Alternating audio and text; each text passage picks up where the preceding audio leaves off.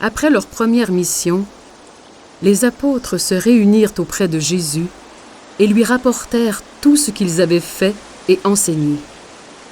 Il dit à ses apôtres : « Venez à l'écart, dans un endroit désert, et reposez-vous un peu. » De fait, les arrivants et les partants étaient si nombreux qu'on n'avait même pas le temps de manger.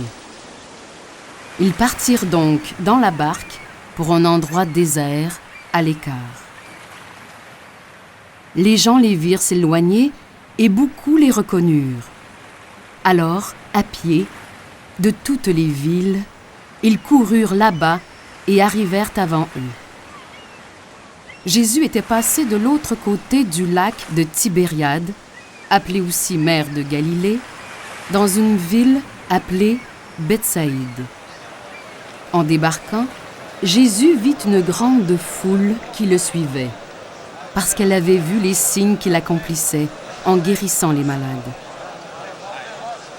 Jésus gagna la montagne, et là, il s'assit avec ses disciples. Il fut saisi de pitié envers les gens, parce qu'ils étaient comme des brebis sans berger. Alors, il leur fit bon accueil, et il se mit à les instruire longuement. Il leur parlait du règne de Dieu, et il guérissait les infirmes et ceux qui en avaient besoin.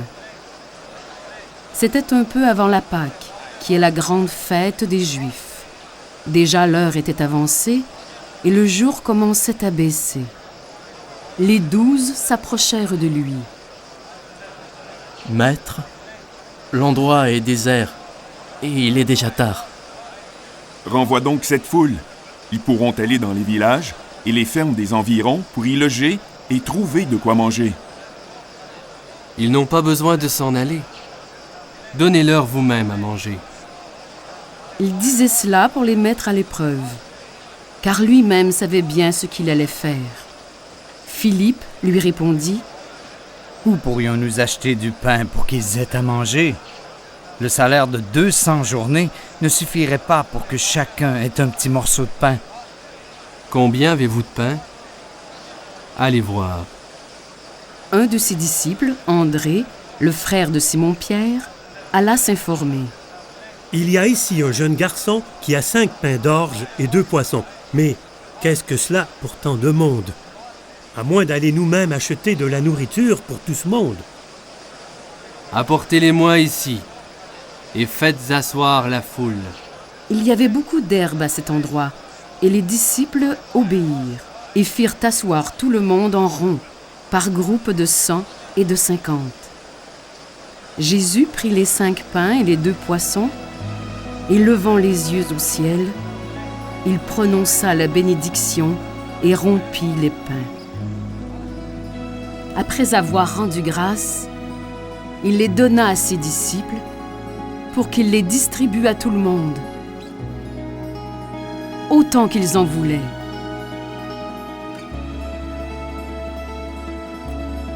Quand ils eurent tous mangé à leur faim, il dit à ses disciples : « Ramassez les morceaux qui restent, pour que rien ne soit perdu. » Ils les ramassèrent et ils remplirent 12 paniers avec les poissons et les morceaux qui restaient des 5 pains d'orge après le repas. Ceux qui avaient mangé étaient au nombre de 5000 hommes, sans compter les femmes et les enfants.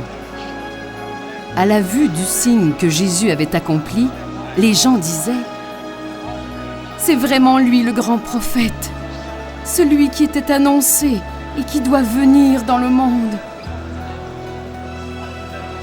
Mais Jésus savait qu'ils étaient sur le point de venir le prendre de force et faire de lui leur roi.